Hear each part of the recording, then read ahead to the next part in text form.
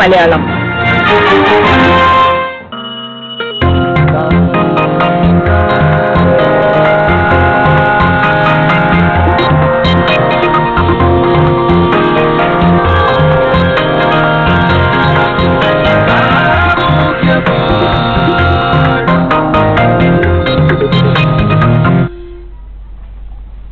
നമസ്കാരം. സാമൂഹ്യ പാഠത്തിന്റെ ഒരു പുതിയ അധ്യായത്തിലേക്ക് ഏവർക്കും സ്വാഗതം. പ്രകൃതിയെ നാം അവഗണിക്കും തോറും അത് നമ്മളോടും പ്രതികരിക്കും. അതിന് തെളിവാണ് ഇന്ന് നമ്മുടെ ചുറ്റും കാണുന്ന പ്രകൃതിക്ഷോഭങ്ങൾ. പരിസ്ഥിതി സംരക്ഷണം ഇന്ന് അത്യന്താപേക്ഷിതമായി മാറിയിരിക്കുകയാണ്. അതേക്കുറിച്ച് നമ്മളോട് ഇന്ന് സംസാരിക്കാൻ എത്തിയിരിക്കുന്നത് വൈൽഡ് ലൈഫ് പ്രൊട്ടക്ഷൻ സൊസൈറ്റിയുടെ പ്രൊജക്ട് ഓഫീസറും കോർഡിനേറ്ററുമായ ശ്രീ ഗുരുവായൂരപ്പൻ സാറാണ്. നമസ്കാരം സാർ. നമസ്കാരം സർ. ഒരു നാട് നന്നാവണമെങ്കിൽ, ഒരു സമൂഹം നന്നാവണമെന്നും ഓരോ കുടുംബങ്ങളും ഓരോ വ്യക്തികളും നന്നാവണമെന്നാണ് പറയുക. ഇന്ന് പ്രകൃതിയെ സംരക്ഷിക്കാതിരിക്കാനുള്ള മാർഗങ്ങളാണ് എല്ലാവരും നോക്കുന്നത്.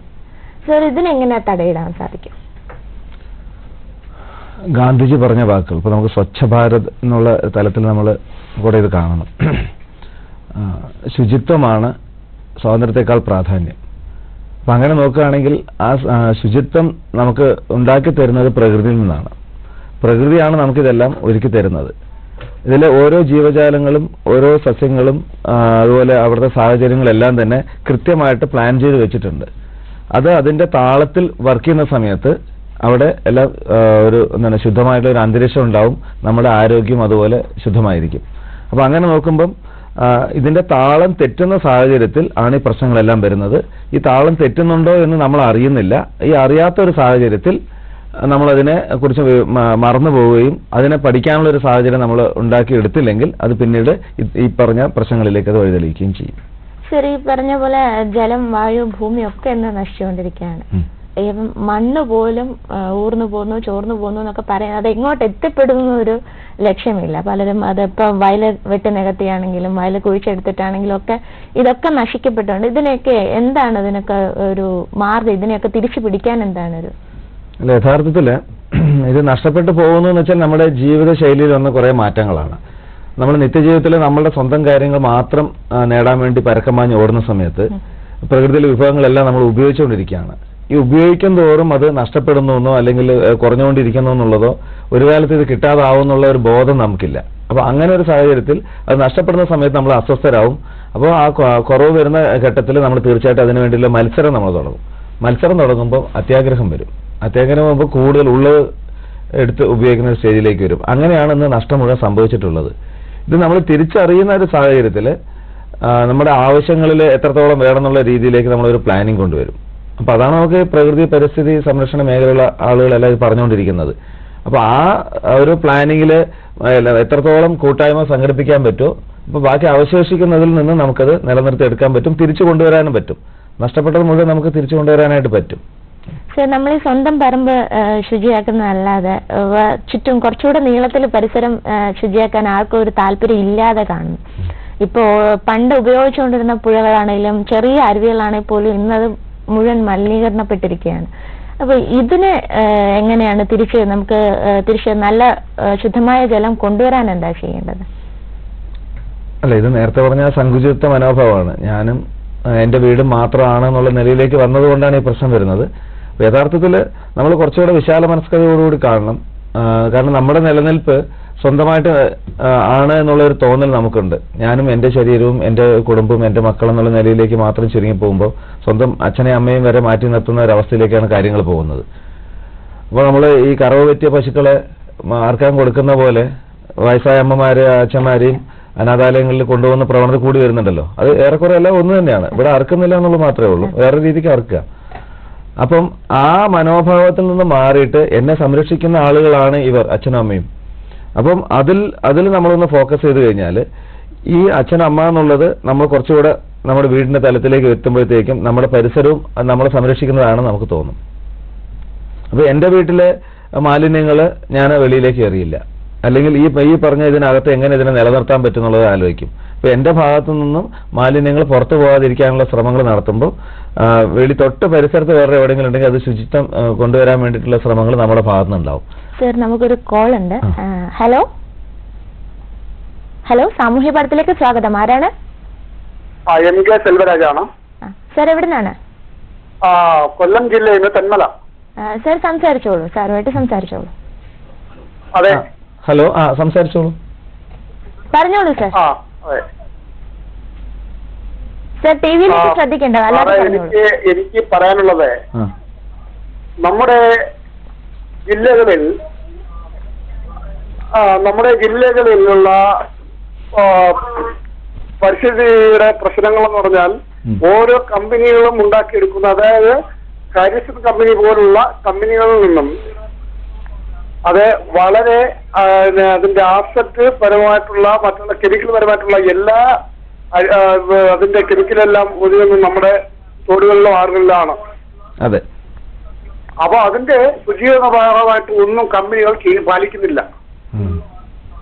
അപ്പൊ എൻഡോസൾഫാൻ പോലുള്ള സംഗതികൾ ഇപ്പോഴും അത് ഉപയോഗിക്കുന്ന പ്രദേശങ്ങളുണ്ട്. അതിന് സർക്കാർ ഒരു നടപടിയും എടുത്തിട്ടില്ല, പൂർണ്ണമായിട്ടും അത് നിരോധിച്ചിട്ടില്ല.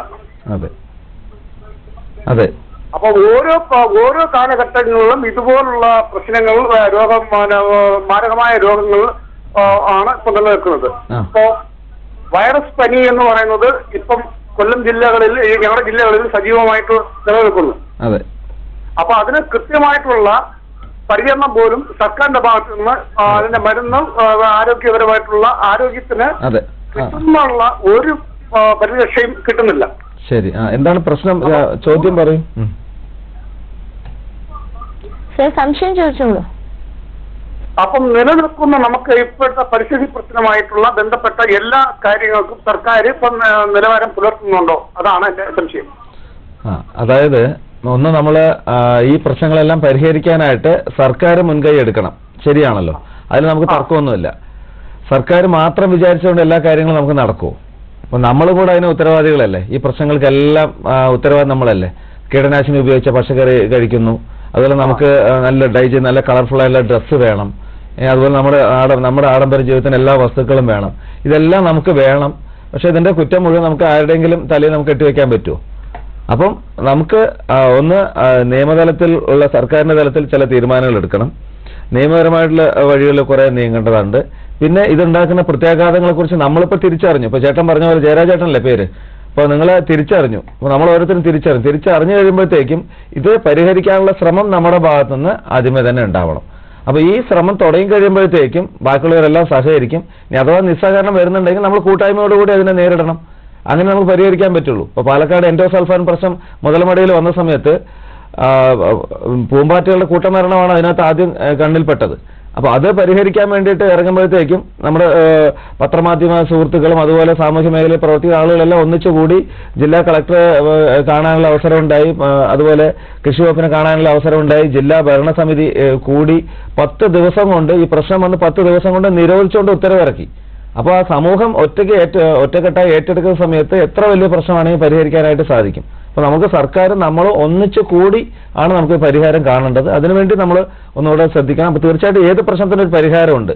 ഒരു പ്രശ്നം ഭൂമിയിൽ ഉണ്ടായിട്ടുണ്ടെങ്കിൽ അതിന് പരിഹാരം നമുക്ക് ഇവിടെ തന്നെ ഉണ്ട്.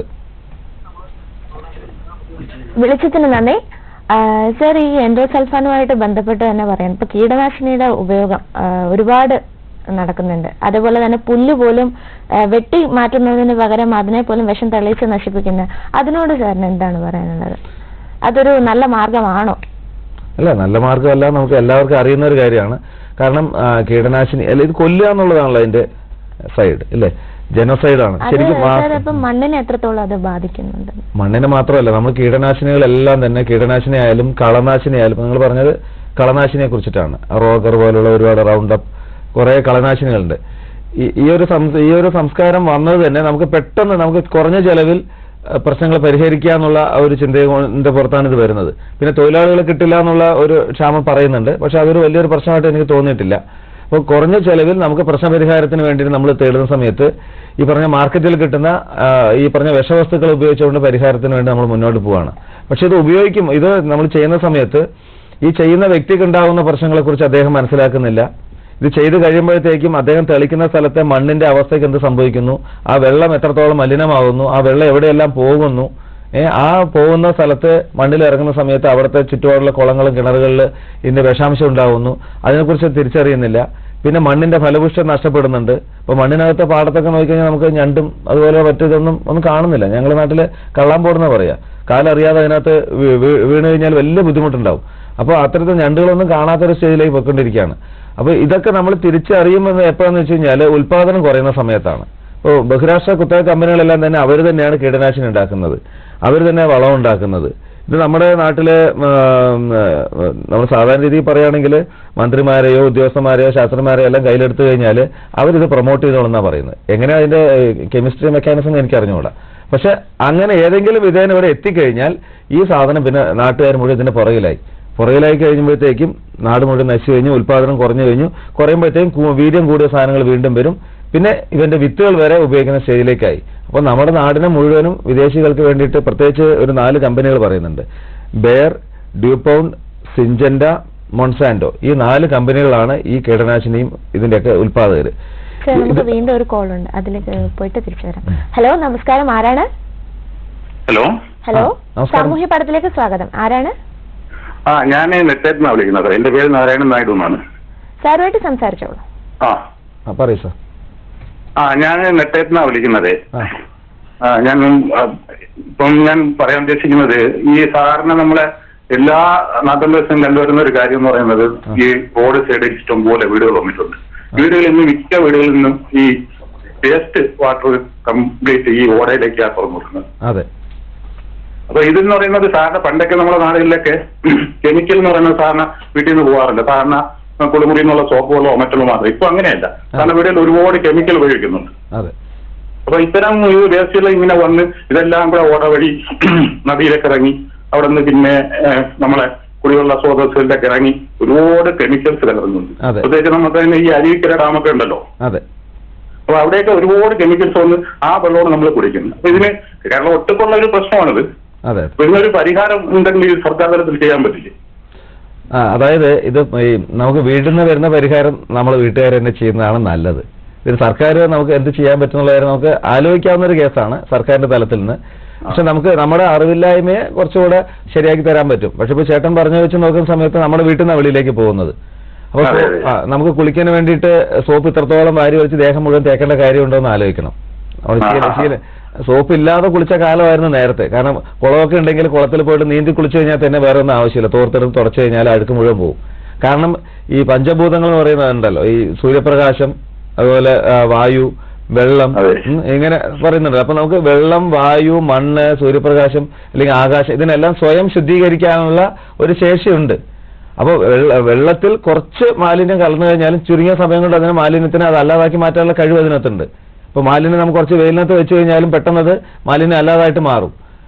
വേറൊരു സംശയം എനിക്കുള്ളത്, സാധാരണ ഈ കുടിവെള്ളത്തിൽ നമ്മൾ സാധാരണ ഈ പോളിഫോം പോലുള്ള ബാക്ടീരിയ നശിപ്പിക്കാൻ പറ്റും. പക്ഷെ കെമിക്കൽ കലർന്നു കഴിഞ്ഞാൽ പിന്നെ അത് നഷ്ടപ്പെടാൻ സാധ്യതയുണ്ട്. ഇല്ല, എങ്കിൽ പോലും അതിൽ തന്നെ വെള്ളത്തിനകത്ത് തന്നെ ഒരു കെമിക്കൽ പ്രോസസ് നടക്കുന്നുണ്ടല്ലോ. അപ്പോൾ ആ പ്രോസസ്സ് കൊണ്ട് കുറെയൊക്കെ തനിയെ സെറ്റിലാവും. പക്ഷെ അളവ് കൂടി കഴിയുമ്പോഴത്തേക്ക് ഈ പറഞ്ഞ പോലെ ചേട്ടൻ പറഞ്ഞ പോലെയുള്ള പ്രശ്നങ്ങളൊക്കെ വരുന്നുണ്ട്. അപ്പൊ ഇതിന്റെ ഉപയോഗം കുറയ്ക്കുക, ഉപഭോഗം കുറയ്ക്കുക. പിന്നെ നമ്മുടെ വീട്ടിൽ നിന്ന് മലിനജലം വെളിയിൽ പോവാതിരിക്കാനായിട്ട് നോക്കുക. പിന്നെ വീട്ടിൽ തന്നെ ചെറിയൊരു ലീച്ച് പിറ്റൊക്കെ നമുക്ക് എടുക്കാമല്ലോ. ചെറിയ ഒരു 2 അടി നീളം, 2 അടി വീതി, 2 അടി താഴ്ച ചെയ്യാൻ കഴിയും സാർ. പക്ഷേ ഈ ബിൽഡിംഗ് പെർമിറ്റ് കൊടുക്കുന്നതിന് മുന്നോടിയായിട്ട് തന്നെ ഇങ്ങനെ ഒരു നിബന്ധന കർശനമായിട്ട് വെച്ച് കഴിഞ്ഞാൽ ഈ ഓടകൾ കൂടി ഇങ്ങനെ പൈപ്പ് ഇടുക എന്നുള്ളത് പാലിക്കാൻ പറ്റില്ല സാർ? തീർച്ചയായിട്ടും. നമുക്ക് തമിഴ്നാട്ടിലൊക്കെ ശരിക്കും ജയലളിത ഗവൺമെന്റ് ആരായിക്കോട്ടെ, പക്ഷെ അവർ ചെയ്തിരിക്കുന്ന ഒരു നിഷ്കർഷ കൊണ്ടുവന്നിട്ടുണ്ട്. ഒരു വീട് പണിയണമെങ്കിൽ നിർബന്ധമായിട്ടും വെള്ളം ശേഖരിക്കാനുള്ള ഒരു കുഴി അവിടെ കണ്ടെത്തിയിരിക്കണം. അതുപോലെ റോഡ് സൈഡുകൾ നിർബന്ധമായിട്ട് വെള്ളം ശേഖരിക്കാനുള്ള ഇത് കൊണ്ടുവന്നിരിക്കണം. ഈ വീട്ടിൽ ഈ വെള്ളം ശേഖരിക്കാനും അതുപോലെ മലിനജലം വെളിയിൽ പോകുന്നതിന് വേണ്ടിയുള്ള സംവിധാനം കൊണ്ടുവരാത്ത വീടിന് പെർമിറ്റ് കൊടുക്കില്ല. പക്ഷെ നമ്മുടെ കേരളത്തിൽ ഇത്രയും വലിയ നമുക്ക് പ്രബുദ്ധമായ കേരളത്തിൽ അങ്ങനെ ഒരു നിയമം ഇതുവരെ ശരി കൊണ്ടുവരാൻ സാധിച്ചിട്ടില്ല.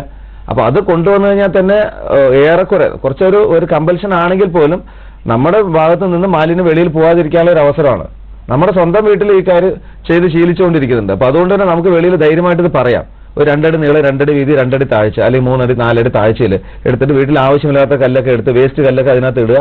പിന്നെ നമ്മുടെ വീട്ടിലെ പാത്രം കഴുകുന്ന സ്ഥലത്തുള്ള വെള്ളം അല്ലെങ്കിൽ ബാത്റൂമിലെ വെള്ളത്തിന്റെ പൈപ്പ് എടുത്ത് അതിനൊക്കെ ഇട്ട് കൊടുത്തിട്ട് ഒരു സ്ലാബ് ഇട്ട് മൂടിക്കഴിഞ്ഞാൽ ഓട്ടോമാറ്റിക്കായിട്ട് അഴുക്ക് വെള്ളം മുഴുവൻ മണ്ണിലേക്ക് ഇറങ്ങിക്കോളും. തൊട്ടടുത്ത് നമുക്ക് വാഴയോ വേറെ വല്ല ചെടികളൊക്കെ വെച്ച് കഴിഞ്ഞാൽ അത് തനിയെ അതിൽ നിന്ന് വലിച്ചെടുത്തോളും.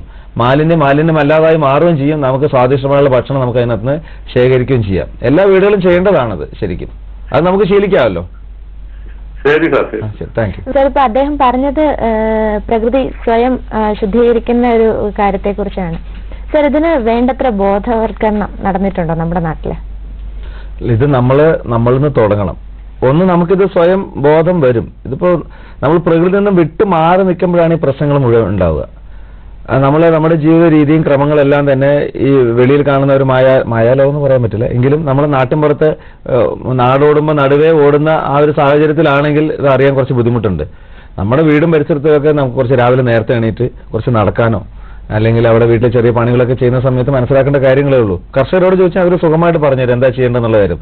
ആരോഗ്യം നല്ലതുപോലെ ഉണ്ട്, അതുപോലെ അവർക്ക് കാര്യമായ അസുഖങ്ങളോ പ്രശ്നങ്ങളോ ബാധിക്കാറില്ല, കൂടുതൽ ആയുസ് ഉണ്ട് അവർക്ക്. അപ്പൊ അതിനുള്ള രഹസ്യം ചോദിച്ചു കഴിഞ്ഞാൽ നമ്മുടെ ഇപ്പൊ അവശേഷിക്കുന്ന അമ്മൂമ്മമാരുണ്ടെങ്കിൽ ഇപ്പൊ അത് എഴുതിയെടുത്ത് സൂക്ഷിച്ചു കഴിഞ്ഞാൽ വലിയ പ്രോജക്റ്റായിട്ട് കുട്ടികൾക്ക് നല്ല സമ്മാനം കിട്ടുന്ന പ്രോജക്റ്റായിട്ടൊക്കെ മാറും. അത് സമ്മാനത്തിനപ്പുറം നമ്മുടെ ജീവിതത്തിലേക്ക് പകർത്താവുന്ന ഒരു സംഗതി കൂടിയാണ്. നഗരങ്ങളിൽ അതിന് വേണ്ടത്ര ഒരു പ്രചരണം ഇല്ലാന്ന് എനിക്ക് തോന്നിയിട്ടുണ്ട്. അപ്പൊ അതുകൊണ്ടാണ് ഞാൻ സാറിന്റെ അടുത്ത് ചോദിച്ചത്, ഇതിനൊരു ബോധവൽക്കരണം ഗവൺമെന്റിന്റെ ഭാഗത്തുനിന്ന് ആവശ്യമല്ലേ, അല്ലെങ്കിൽ അത് അറിയാവുന്നവരുടെ ഭാഗത്തുനിന്ന് ചെയ്യാൻ സാധിക്കില്ലേ എന്ന്? അല്ല, അത് വരുന്നുണ്ട്. കാരണം ഇപ്പോഴത്തെ സ്കൂൾ സിസ്റ്റത്തിലൊക്കെ കുട്ടികളെല്ലാം പ്രോജക്റ്റ് വർക്ക് ചെയ്യുന്നുണ്ട്. അപ്പൊ അവരിതെല്ലാം നാട്ടിൽ അവിടെ ഇവിടെ നടന്ന് അന്വേഷിക്കുന്നുണ്ട്, അങ്ങോട്ടും ഇങ്ങോട്ടും എല്ലാം അന്വേഷിക്കുന്നുണ്ട്. അപ്പൊ നമ്മുടെ ഈ പ്രോഗ്രാം പോലും അതിന് പറ്റിയ സാധനമാണെന്ന് എനിക്ക് തോന്നുന്നത്. പ്രത്യേകിച്ച് സാമൂഹ്യ പാഠം എന്ന് പറയുന്ന സമൂഹത്തിൽ നടക്കുന്ന ഇത്രയും കാര്യങ്ങളൊക്കെ ചർച്ച ചെയ്യാൻ ഒരു അവസരം ഉണ്ട്. അപ്പൊ നമുക്ക് ഓരോ പ്രദേശത്തും അതിന്റെ തനിമയോട് കൂടിയിട്ട് ജീവിത ശൈലികൾ രൂപപ്പെട്ടിട്ടുണ്ട്. അപ്പൊ ആ ശൈലികൾ നമുക്ക് പതുക്കെ തിരിച്ചു കൊണ്ടുവരാൻ സാധിച്ചാൽ, എന്ന് വെച്ചാൽ പുതിയ മാറ്റങ്ങൾ വേണ്ട എന്നുള്ളതല്ല അതിന്റെ അർത്ഥം. ആ പുതിയ മാറ്റങ്ങൾ ഉൾക്കൊണ്ടുകൊണ്ട് തന്നെ പുതിയൊരു മെത്തേഡിൽ ഈ കാര്യങ്ങൾ വെളിയിലേക്ക് കൊണ്ടുവരാൻ സാധിച്ചു കഴിഞ്ഞാൽ തന്നെ ഈ പ്രശ്നങ്ങൾ പരിഹരിക്കാൻ പറ്റും. അതിലൂടെ ബോധവൽക്കരണം ഇതിൽ കൂടെ സൈഡ് ബൈ സൈഡായിട്ട് എന്തായാലും വേണം. അപ്പോൾ കൂടുതൽ ഇതിനുള്ള അവസരങ്ങൾ കൊടുക്കുക. ഇപ്പോൾ തമിഴ്നാട്ടിലെ പോണ്ടിച്ചേരിയിൽ പോയ സമയത്ത് അവിടെ ആരോവിൽ ഫൗണ്ടേഷൻ ഉണ്ട്, അരബിന്ദോ ആശ്രമം കേട്ടിട്ടുണ്ടല്ലോ. അപ്പോൾ ആരോവിൽ ഫൗണ്ടേഷനിൽ അവർ കുട്ടികൾക്ക് വേണ്ടിയിട്ട് അവർക്ക് സിലബസ് ഉണ്ട്, പക്ഷെ സിലബസ് ഇല്ല. കുട്ടികൾക്ക് നോട്ട് പുസ്തകം പേന അതൊന്നുമില്ല. നല്ലതുപോലെ എഴുതും വായിക്കും. ആ കുട്ടികൾക്ക് കായിക അവരുടെ ഏതൊക്കെയാണ് മേഖല അവരെല്ലാം തിളങ്ങുന്നുണ്ട്. എൻ്റെ മോൻ 5 വയസ്സായി. അവിടുത്തെ കൂട്ടുകാരൻ്റെ മോൾക്ക് ഇതുപോലെ 5 വയസ്സാണ്. എൻ്റെ മോനും ആ കുട്ടിയും തമ്മിൽ താരതമ്യം ചെയ്തു കഴിഞ്ഞാൽ വളരെ വലിയ വ്യത്യാസം നമുക്ക് കാണാനായിട്ട് പറ്റും. കാരണം നമ്മുടെ ഇവിടുത്തെ സാധാരണ സർക്കാർ സിസ്റ്റത്തിൽ പോയി കഴിഞ്ഞാൽ രാവിലെ മുതൽ വൈകുന്നേരം വരെ ഒരു PT പോലും കൊടുക്കാതെ കുട്ടികളെ ക്ലാസ് റൂമിൽ ഇരുത്തി പഠിപ്പിക്കുകയാണ്. അവർ അടിച്ചാലും ഇല്ലെങ്കിലും ശരി കുട്ടികൾ രാവിലെ മുതൽ വൈകുന്നേരം വരെ ഇരുന്നോളണം. ഈ സിസ്റ്റത്തിൽ എങ്ങനെ നമുക്ക് കുട്ടികൾ നന്നാവും, അല്ലെങ്കിൽ കുട്ടികൾക്ക് എങ്ങനെ ഈ പ്രോജക്റ്റുകളോ കാര്യങ്ങൾ ചെയ്യാൻ പറ്റും, എങ്ങനെ ബോധം വരും? പക്ഷെ അറ്റാടെ അങ്ങനെയല്ല. ഈ സമയം മുഴുവൻ അവർ ഫീൽഡിൽ വർക്ക് ചെയ്യണം. ഫീൽഡിൽ വർക്ക് ചെയ്ത് കിട്ടുന്ന ആ അറിവിനെയാണ് പിന്നീട് അവർ വർക്ക് ചെയ്യുന്ന സമയത്ത് ജീവിതത്തിൽ അത് ഭാഗമായിട്ട് മാറും. ആ സിസ്റ്റം കൂടെ നമ്മൾ കേരളത്തിൽ അഡോപ്റ്റ് ചെയ്യണം എന്നാണ് നമ്മുടെ ഒരു നിർദ്ദേശം. സർ, നമുക്ക് മറ്റൊരു കോളുണ്ട്. ഹലോ, നമസ്കാരം. ആരാണ്? ഹലോ ഹലോ, നമസ്കാരം. സാമൂഹ്യ പാഠത്തിലേക്ക് സ്വാഗതം. ആരാണ്? ഹലോ, എവിടുന്നാണ് വിളിക്കുന്നത്? കല്ലടിക്കോട്ടുന്ന്. സാറുമായിട്ട് സംസാരിച്ചോളൂ. പറഞ്ഞോളൂ ചേച്ചി. സാറേ, ഞങ്ങള് 4 സെന്റ് സ്ഥലമാണ്. അതിന്റെ ഫ്രണ്ട് ഭാഗത്താണ് ഞങ്ങളുടെ കിണർ ഇരിക്കുന്നത്. അപ്പൊ ആ കിണറ്റിന്റെ മുന്നിൽ കൂടെ ഒരു പഞ്ചായത്ത് റോഡ് ഉണ്ട്. അതിന്റെ അപ്പുറത്ത് ഇങ്ങനെ വീട്ടുകാലത്തെ സെപ്റ്റിക് ടാങ്കുകൾ ഉണ്ട്, വേസ്റ്റ് വെള്ളം പോണൊക്കെ. അപ്പൊ അതൊന്നും നീരൊഴുക്ക് ഞങ്ങളുടെ കിണറ്റിക്ക് വരുമോ അല്ലേന്ന് അറിയാനാ. 4 സെന്റ് സ്ഥലമല്ലേ? അതെ, അതായത് വെള്ളത്തിന്റെ നീരൊഴുക്ക് മണ്ണിനകത്ത് ഉണ്ടാവുമല്ലോ, സ്വാഭാവികമായിട്ട് ഉണ്ടാവും. പക്ഷെ വെള്ളത്തിന്റെ ഒഴുക്കിന്റെ ഗതി നമുക്ക് അറിയുകയാണെങ്കിൽ നമുക്ക് പറയാൻ പറ്റുള്ളൂ. ഞാൻ അതിന്റെ അത്ര വലിയ എക്സ്പെർട്ട് അല്ല. എങ്കിൽ തന്നെ ഈ നിങ്ങളുടെ ഈ കിണറ് ചെങ്കല്ല് കൊണ്ട് കെട്ടിയ കിണറാണോ? അടിയിലൊരു 5 കോലക്ക് മേലേക്ക് കെട്ടി വന്നിട്ടുണ്ട്. 5 കോലിന് മുകളിലാണ് കെട്ടിയിരിക്കുന്നത്, അടിയിലല്ല. ഏറ്റവും അടിയിൽ എത്തിയിട്ടില്ല. ഏറ്റവും അടിയിൽ നിന്ന് 5 അടി 5 കോലുക്ക് കെട്ടിയിട്ടുണ്ട്. അത് വെള്ളം ടെസ്റ്റ് ചെയ്യുകയൊക്കെ ചെയ്തു. അപ്പൊ ബാക്ടീരിയ അടങ്ങിയിട്ടുണ്ട് എന്ന് പറഞ്ഞു. എന്നിട്ട് ഞങ്ങൾ ആ വെള്ളം അങ്ങനെ അടിച്ച് കളഞ്ഞ് ശുദ്ധീകരിച്ചിട്ട് ഇതായിരുന്നു. അപ്പൊ എനിക്ക് വരാൻ സാധ്യത ഉണ്ട് എന്ന് പറയണു. അപ്പൊ അത് മണ്ണ് ശുദ്ധീകരിക്കല്ലേന്ന് അറിയാൻ വേണ്ടിട്ട്. അതെ, അതായത് ഇതിപ്പോ നമ്മള് ചർച്ച ചെയ്യുന്ന നല്ലൊരു വിഷയമാണ്. കാരണം മണ്ണിനകത്ത് ഇതെല്ലാം ബാക്ടീരിയ മാലിന്യങ്ങളെല്ലാം എന്തൊക്കെ ഉണ്ടെങ്കിലും ശരിക്കും ഈ ചെങ്കല്ല്, നമ്മുടെ നാട്ടിലൊക്കെ ചെങ്കല്ലുണ്ടല്ലോ, മണ്ണ് കൊണ്ടുള്ള കല്ല്, കരിങ്കല്ലല്ല, ചെങ്കല്ല് കൊണ്ട് കെട്ടുന്ന കിണറ്, അത് തന്നെ ഓരോ ചെങ്കല്ലും ശരിക്കും നല്ലൊരു ഫിൽറ്റർ കുറ്റി പോലെ പ്രവർത്തിക്കും. അപ്പൊ നമ്മള് ചേച്ചിയുടെ വീട്ടിലാണെങ്കിൽ താഴെ നിന്ന് കുറച്ച് പേര് മാത്രമേ കെട്ടിയിട്ടുള്ളൂ, അതിന് മോള് വരെ നമ്മൾ കെട്ടിയിട്ടില്ല. അതുകൊണ്ട് ഈ മുകളിൽ നിന്ന് വരുന്ന ഈ കോളിഫോം, വെള്ളത്തിലൂടെ വരുന്ന കോളിഫോമിൽ കിണറിനകത്ത് വരാനുള്ള സാധ്യതയുണ്ട്. ആ കല്ല് മുകളിൽ വരെ ശരിക്കും ഒന്ന് കെട്ടുകയാണെങ്കിൽ കല്ല് കെട്ടിയത് കരിങ്കല്ലാണ്, ചെങ്കല്ലല്ല.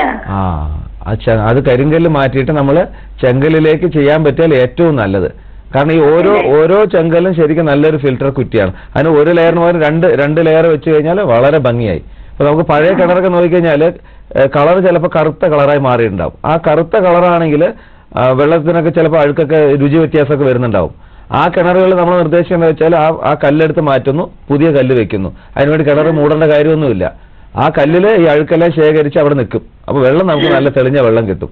വീട്ടിൽ തന്നെ നമുക്ക് ഈ ചെങ്കല്ല് പോലെയുള്ള ഇത് വെച്ച് നമുക്ക് ഫിൽറ്ററുകൾ നമുക്ക് ഉണ്ടാക്കിയെടുക്കാൻ പറ്റും. അതിനുള്ള പരിശീലനങ്ങളൊക്കെ കേന്ദ്ര സർക്കാർ കൊടുക്കുന്നുണ്ട്.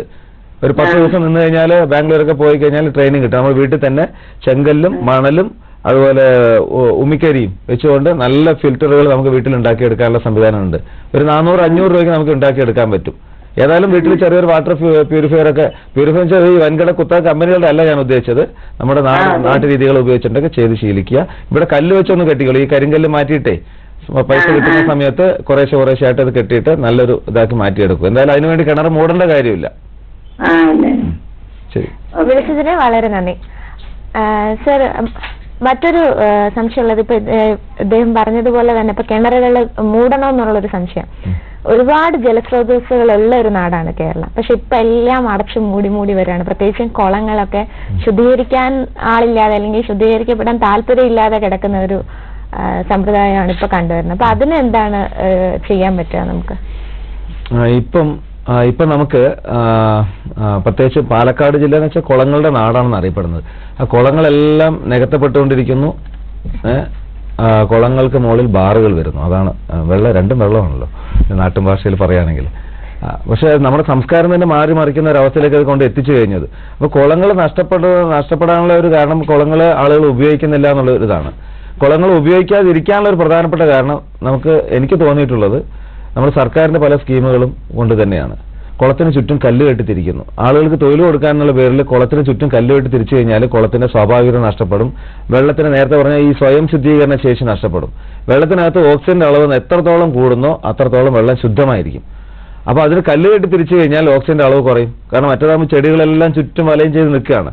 ഇവിടെ ആ ഒരു പ്രോസസ് ഉണ്ട്. ജീവ തേജസ് ഇതിനകത്ത് ഇങ്ങനെ കയറി മറിഞ്ഞ് വരുന്ന സമയത്ത് വെള്ളം പളുങ്ക് പോലെ ഇരിക്കും. പ്രത്യേകിച്ച് താമരക്കുളങ്ങൾ നോക്കിയാൽ അറിയാം, വെള്ളം എപ്പോഴും തെളിഞ്ഞ നീരായിരിക്കും. അപ്പോൾ അങ്ങനെ നമുക്ക് വെള്ളത്തിന് അതിന്റെ സംശുദ്ധി നിലനിർത്തുന്ന രീതിയിലേക്ക് അതിന്റെ ചുറ്റും ജൈവ വേലി എന്ന് പറയാൻ പറ്റില്ല, എന്തായാലും ജൈവ അതിരുകൾ നമുക്ക് അവിടെ നിലനിർത്തി കഴിഞ്ഞാൽ വെള്ളം വീണ്ടും നമുക്ക് ഉപയോഗിക്കാൻ പറ്റുന്ന രീതിയിലേക്കാവും. മറ്റൊന്ന്, ഇത് ആളുകൾ ഉപയോഗിക്കണം. ആളുകളെല്ലാം തന്നെ ഇപ്പൊ ബാത്റൂം കുളിയായിട്ട് മാറിക്കഴിഞ്ഞു. അതുകൊണ്ട് തന്നെ അസുഖങ്ങൾ കൂടുതൽ വരുന്നതും. കുട്ടികൾ നീന്താൻ വിടുന്നില്ല, വെള്ളത്തിൽ ഇറങ്ങി കഴിഞ്ഞാൽ അഴുക്ക് മാലിന്യം എന്ന് പറഞ്ഞ് നമ്മൾ എന്ന് വെച്ചാൽ ആവശ്യത്തിൽ കൂടുതൽ നമ്മൾ ഈ ആരോഗ്യ ശുചിത്വത്തെ കുറിച്ചിട്ട് ഒരുപാട് സംസാരിക്കും. കാല് വെള്ളത്തിൽ തട്ടി കഴിഞ്ഞാൽ ഉടനെ പനി വരും, ജലദോഷം വരുന്ന പറയും. നമ്മുടെ വീട്ടിന് വെളിയിൽ തന്നെ എൻട്രൻസിന് മുമ്പിൽ തന്നെ ഒരു ടാപ്പ് ഫിറ്റ് ചെയ്തിട്ടുണ്ട്. ഞാൻ കഴിഞ്ഞ ഒരു 23 വർഷത്തോളമായിട്ട് ചെരുപ്പ് ഉപയോഗിക്കാറില്ല ജനറലായിട്ട് വീട്ടിലേക്ക്. അപ്പോൾ കാലിൽ അഴുക്കുണ്ടാവും ഉറപ്പായിട്ടും.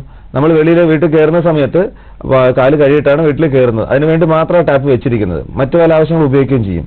പക്ഷേ ചെരുപ്പ് ഉപയോഗിക്കുന്നവരുടെ കാര്യം ആലോചിച്ച് ഇതിലും വലിയ കഷ്ടമായിട്ട് തോന്നിയിട്ടുണ്ട്.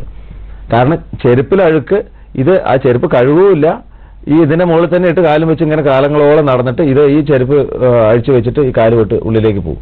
അതിനകത്തൂടെ അഴുക്കുകളൊക്കെ വരുന്നത് തോന്നുന്നു. അപ്പൊ നമ്മുടെ ഈ ആരോഗ്യ ശുചിത്വമായി ബന്ധപ്പെട്ട കാര്യങ്ങൾ നമ്മൾ കുറച്ചുകൂടെ ശാസ്ത്രീയമായിട്ട് നമ്മൾ സ്വയം ചിന്തിക്കണം എന്നുള്ളതാണ് പറയാം. സർ, നമുക്ക് മറ്റൊരു കോൾ ഉണ്ട്. ഹലോ, നമസ്കാരം. ആരാണ്? നമസ്കാരം, എന്റെ പേര് സ്മിത എന്നാണ്. സാമൂഹ്യ പാഠത്തിലേക്ക് സ്വാഗതം. എവിടുന്നാണ് ചേച്ചി വിളിക്കുന്നത്? എറണാകുളം ജില്ലയിൽ നിന്ന് കൂത്താട്ടോളം എന്ന സ്ഥലത്ത് നിന്നാണ് വിളിക്കുന്നത്. സംസാരിച്ചോളൂ സാറുമായിട്ട്. സാറേ, നമസ്കാരം സാറേ. എനിക്ക് അറിയാനുള്ളത് ഈ പ്ലാസ്റ്റിക് മാലിന്യങ്ങൾ നമുക്ക് എങ്ങനെ നിർമ്മാർജ്ജനം ചെയ്യാമെന്നുള്ളതിനെ പറ്റി. അതായത് പ്ലാസ്റ്റിക്, സർ ഒരു കാര്യം ഇവിടെ, നമ്മൾ പ്ലാസ്റ്റിക് മാലിന്യങ്ങൾ കത്തിച്ചിട്ടുണ്ടെങ്കിൽ ഡയോക്സിൻ വന്നിട്ട് മേലാണ്ടാവും, ഒത്തിരി ആരോഗ്യ പ്രശ്നങ്ങൾ ഉണ്ടാവും, അത് വന്ധ്യതയ്ക്ക് വരെ കാരണമാവുന്നു പറയുന്നു. മണ്ണിൽ കുഴിച്ചിടാനോ അതിനൊന്നും പറ്റില്ല.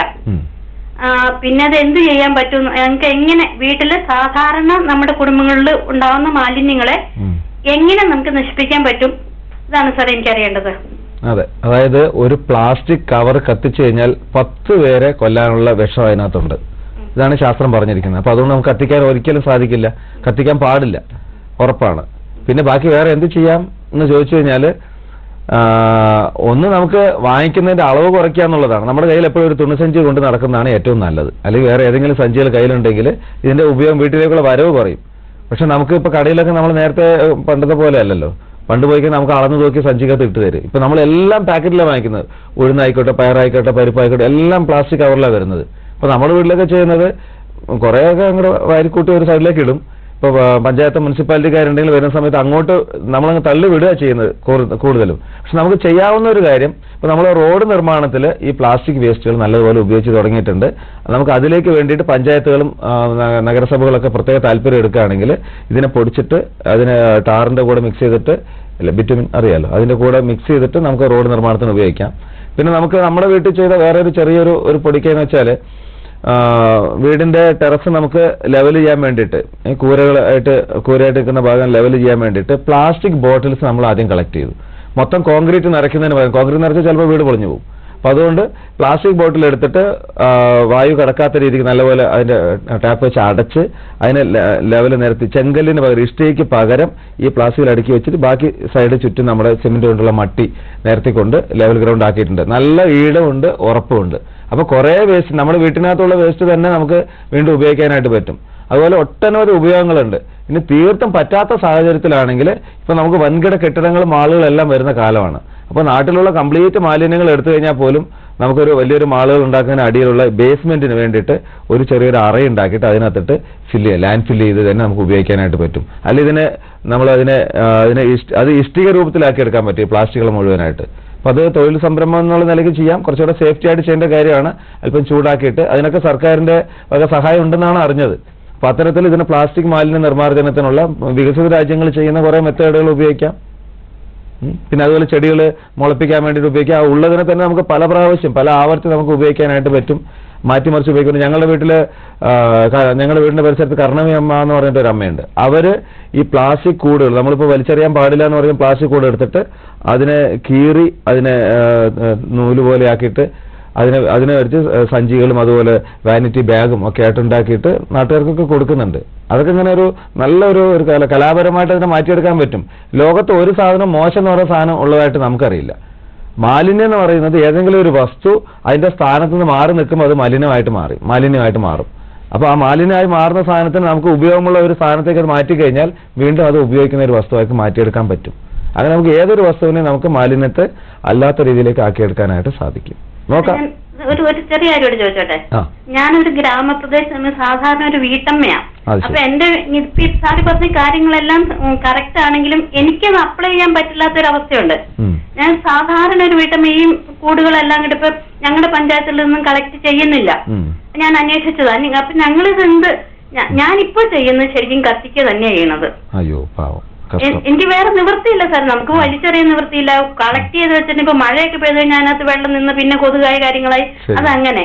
അപ്പൊ ഞങ്ങള് ഇപ്പൊ സാറി പറഞ്ഞ മെത്തേഡുകളൊന്നും സാധാരണ ഒരു വീട്ടമ്മയായി എന്റെ ജീവിതത്തിൽ അപ്ലൈ എനിക്ക് പറ്റുന്നില്ല. അതുകൊണ്ട് അതെ, നിങ്ങൾക്ക് കുടുംബശ്രീ ഉണ്ടോ? കുടുംബശ്രീ ഉണ്ട്. ഉണ്ടല്ലോ. നിങ്ങൾ എല്ലാം കൂടി ഒരു തീരുമാനം എടുക്കുക, നിങ്ങളുടെ വാർഡ് മെമ്പറെ വിളിക്കുക, പഞ്ചായത്തിലേക്ക് പോവുക, ഈ പ്രശ്നത്തിന് പരിഹാരം കാണുമെന്ന് പറയാം. അതിനാണ് പഞ്ചായത്ത്. അല്ലാതെ വെറുതെ ജനപ്രതിനിധികളെ ഉണ്ടാക്കി വിട്ടിട്ട് അവർക്ക് തോന്നിയ പോലെ അവരുടെ പ്രോജക്റ്റ് ഇംപ്ലിമെന്റ് ചെയ്യാനല്ല. ഒരു പ്രദേശത്തിന് ആവശ്യമായിട്ടുള്ള, ഒരു ഗ്രാമത്തിന് ആവശ്യമായിട്ടുള്ള പ്ലാനുകൾ ചെയ്യാൻ വേണ്ടിയിട്ടാണ് ഗാന്ധിജി വിഭാവനം ചെയ്തിട്ടുള്ളത്. അപ്പൊ നമ്മുടെ ഈ ശുചിത്വവും നമ്മുടെ ഈ പ്രശ്നങ്ങളെല്ലാം പരിഹരിക്കപ്പെടുന്നത് അതാത് സ്ഥലത്ത് തന്നെയാണ്. അപ്പൊ അതിന് നാട്ടുകാരുടെ ഒരു കൂട്ടായ്മ വേണം. നിങ്ങളുടെ പ്രത്യേകിച്ച് സ്ത്രീകളാണ് നിങ്ങളുടെ ശക്തി പറഞ്ഞാൽ വലിയ സംഘശക്തിയാണ്. നാട്ടുകാർ, നിങ്ങളുടെ കൂട്ടുകാരും കുട്ടികളും എല്ലാവരും വിളിക്കൂ. നിങ്ങൾ തന്നെ ഒരു പ്രോജക്റ്റ് ഉണ്ടാക്കൂ, വാർഡ് മെമ്പറെ കൊടുക്കൂ, പഞ്ചായത്തിലേക്ക് കൊടുക്കൂ, ഗ്രാമസഭകളിലേക്ക് പോകൂ, അവതരിപ്പിക്കൂ. പ്രശ്നം അതോടുകൂടി തീരും. അപ്പൊ അല്ലെങ്കിൽ നിങ്ങൾ ഇനി അടുത്ത വോട്ട് ചെയ്യില്ല എന്ന് പറയാം, അല്ലെങ്കിൽ ആ ഭാഗത്തേക്ക് അവരെ കടത്തരുത്, അവരെ തിരിച്ചു വിളിക്കണം. Thank you sir. നമ്മൾ ഈ ശുചിത്വത്തിന്റെ ഭാഗമായിട്ട് കേരളത്തിലേക്ക് കൊണ്ടുവരാൻ സാധിക്കുന്ന പുതിയ പദ്ധതികൾ എന്തെങ്കിലും ഉണ്ടോ? യഥാർത്ഥത്തിൽ ഞാൻ അതുമായി കൂടെ ബന്ധപ്പെട്ട് വർക്ക് ചെയ്തുകൊണ്ടിരിക്കുന്നുണ്ട്. പ്ലാച്ചിമടയിൽ water sanitation and hygiene project എന്ന് പറഞ്ഞൊരു പ്രോഗ്രാം ചെയ്തിട്ടുണ്ട്. കേരളത്തിൽ ആദ്യമായിട്ടാണ് ആ ഒരു പ്രോജക്റ്റ് ചെയ്യുന്നത്. ആർട്ട് ഓഫ് ലിവിന്റെ നേതൃത്വത്തിലാണ് ചെയ്യുന്നത്. പല റൂറൽ മാനേജർ കൂടെയാണ്. അപ്പം ആ പരിസരത്തെ മാലിന്യങ്ങൾ മുഴുവൻ, പ്രത്യേകിച്ച് കൊക്കക്കോള കമ്പനി അവരുടെ കെമിക്കൽ വേസ്റ്റ് മണ്ണിലേക്ക് അലിയിച്ച് എന്നുവെച്ചാൽ മണ്ണിലിട്ട് അതിന്റെ മാലിന്യം മുഴുവനും നിറഞ്ഞ് ആ പ്രദേശത്തെ കുടിവെള്ളം കുടിക്കാൻ പറ്റാത്ത അവസ്ഥയിലേക്ക് ആക്കി തീർത്തിരുന്നു.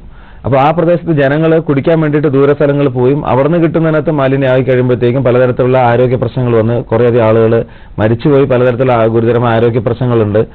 അപ്പോൾ അതുകൊണ്ട് അവർക്ക് ഒന്നും പ്രതികരിക്കാൻ പറ്റാത്ത ഒരു സ്റ്റേജിലാണ് വീണ്ടും ആ കൂട്ടായ്മയോട് കൂടിയിട്ട് കമ്പനിക്കെതിരെ ഒരു സമരമൊക്കെ തുടങ്ങിയത്. അപ്പോൾ സമരം ഇപ്പോഴും തുടർന്നുകൊണ്ടിരിക്കുകയാണ്. ഗവൺമെന്റിന്റെ ഭാഗത്ത് നിന്ന് കൃത്യമായ ഒരു തീരുമാനങ്ങളും വന്നിട്ടില്ല. അപ്പോൾ അവിടെ എന്ത് ചെയ്യാൻ സാധിക്കും എന്നുള്ള ഒരു ആശയത്തിന്റെ പുറത്തിലാണ് ഈ പറഞ്ഞ രീതിയിലുള്ള ഒരു പദ്ധതിയായിട്ട് അത് രൂപീകൃതമായതും ആ പ്രദേശത്തെ ആളുകളുടെ ജീവിത നിലവാരം, ആരോഗ്യ നിലവാരം ഉയർത്തുന്നതിന് വേണ്ടിയിട്ട് പദ്ധതി വിഭാവനം ചെയ്തിട്ട് പ്രവർത്തിച്ചുകൊണ്ടിരിക്കുന്നത്. അപ്പോൾ അതിൽ ശരിക്കും വെള്ളത്തിന്റെ ക്വാളിറ്റി ഇംപ്രൂവ് ചെയ്യാൻ വേണ്ടിയിട്ട് നമുക്ക് പ്രവർത്തിക്കുകയാണെങ്കിൽ ഒരുപാട് ഇൻവെസ്റ്റ്മെന്റ് ഉണ്ട്, വലിയ കാര്യങ്ങൾ നമുക്ക് ചെയ്യാൻ പറ്റില്ല. പക്ഷെ കുടിക്കുന്ന വെള്ളം ശുദ്ധമാക്കി കുടിക്കാൻ വേണ്ടിയിട്ടുള്ള വാട്ടർ പ്യൂരിഫയേഴ്സ് കൊടുക്കുക തൽക്കാലം ഇമ്മീഡിയറ്റ് ആയിട്ട്. പിന്നെ ഈ ആളുകളിൽ പരിസര ശുചിത്വ ബോധം, അതുപോലെ വ്യക്തി ശുചിത്വ ബോധം, ആരോഗ്യ ശുചിത്വ ബോധം ഉണ്ടാക്കിയെടുക്കുക. നമുക്കൊരു കോൾ ഉണ്ട്, അതിനുശേഷം തിരിച്ചു വരാം. ഹലോ, നമസ്കാരം. ആരാണ്? ഹലോ ഹലോ, സാമൂഹ്യ പഠനത്തിലേക്ക് സ്വാഗതം. ആരാണ്? കൊടുങ്ങല്ലൂർ, തൃശ്ശൂർ കൊടുങ്ങല്ലൂരിൽ വിളിക്കണം. സാർ സംസാരിച്ചോളൂ, സാറുമായിട്ട് സംസാരിച്ചോളൂ. സാറേ ഞാനൊരു ഹലോ പറഞ്ഞോളൂ. സാറേ ഞാനേ നമ്മളെ സ്ഥലങ്ങളിലൊക്കെ തോടുകൾ ഉണ്ടായിരുന്നേ. അതെ. അപ്പൊ ചില വ്യക്തികളത് നമ്മള് തോട് മൂടിക്കളഞ്ഞതിന്റെ പേരില് വെള്ളക്കെട്ടും കാര്യങ്ങളും ചീത്തമില്ല കുറെ കാര്യങ്ങളൊക്കെ ഉണ്ടായിരുന്നു. അപ്പൊ നമുക്ക് അതിനെതിരായിട്ട് എന്താ ചെയ്യാൻ പറ്റാന്ന് ചോദിക്കുന്നു. തോടുകൾ മൂടിക്കളഞ്ഞത് സ്വകാര്യ വ്യക്തികൾ വിലക്ക് വാങ്ങിച്ചിട്ടാണോ? അതെ അതെ, അവര് തോടുണ്ടായിരുന്നത് അവരുടെ സ്ഥലം തന്നെയായിരുന്നു അത്. അതിനുശേഷം അവർ വിൽക്കാൻ വേണ്ടിയിട്ട് അത് മൂടി. അത് ശരി. ഇപ്പൊ പുഴയിലേക്ക് എൻട്രൻസ് ഉണ്ടായിരുന്നു ആ തോട്. അത് ശരി. ഇപ്പൊ അത് അടഞ്ഞു പോയി.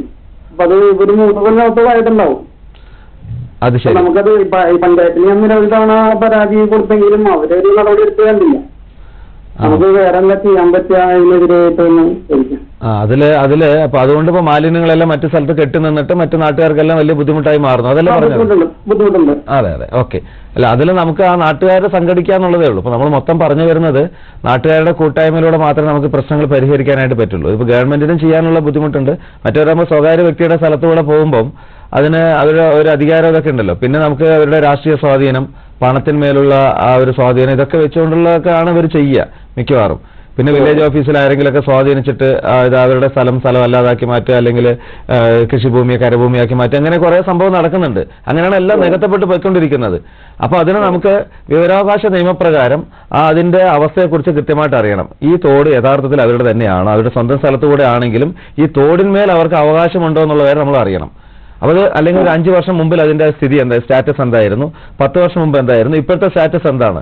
അപ്പോൾ അത് അവർക്ക് അവകാശമില്ലാത്തതാണെങ്കിൽ ഉറപ്പായിട്ടത് തിരിച്ചു കൊണ്ടുവരാൻ വേണ്ടി നാട്ടുകാർ സംഘടിച്ച് തന്നെ നിൽക്കണം. അതുപോലെ തന്നെ ഇൻ കേസ് അത് അല്ലെങ്കിൽ ചെയ്യാൻ പറ്റുന്നത് അവരുടെ അതിർത്തിക്ക് വെളിയിൽ ഇതിന് വേറൊരു സ്ഥലം കണ്ടെത്തണം. അപ്പോൾ പഞ്ചായത്ത് അവിടുത്തെ ഭരണസമിതി എല്ലാം കൂടി നിങ്ങളുടെ നാട്ടുകാരുടെ കൂട്ടായ്മയോട് കൂടിയിട്ട് ഈ വെള്ളം വെളിയിലേക്ക് പോകാനുള്ള ഒരു മാർഗം തീർച്ചയായിട്ടും കണ്ടെത്തിയേ പറ്റുള്ളൂ. കാരണം നാടിന്റെ മൊത്തം ആവശ്യമാണ് ഇതിപ്പം. ശരിക്കും പറഞ്ഞാൽ നമുക്ക് റോഡ് വികസനത്തിന് വേണ്ടിയിട്ട് സർക്കാർ പല ആളുകളുടെ ഭൂമി ഏറ്റെടുക്കാറുണ്ട്. ആളുകൾ ഞങ്ങൾ എടുക്കാൻ സമ്മതിക്കില്ലെന്ന് പറഞ്ഞാൽ എടുക്കുന്നുണ്ടെന്ന് പറഞ്ഞാൽ അതിന്റെ അർത്ഥം എന്താണ്? ആ ഭൂമിയുടെ യഥാർത്ഥ അവകാശി സർക്കാർ തന്നെയാണ്. അപ്പൊ അതിന് ചെറിയൊരു കോമ്പൻസേഷൻ കൊടുത്തുകൊണ്ട് തിരിച്ചെടുക്കുന്നുള്ളതേ ഉള്ളൂ.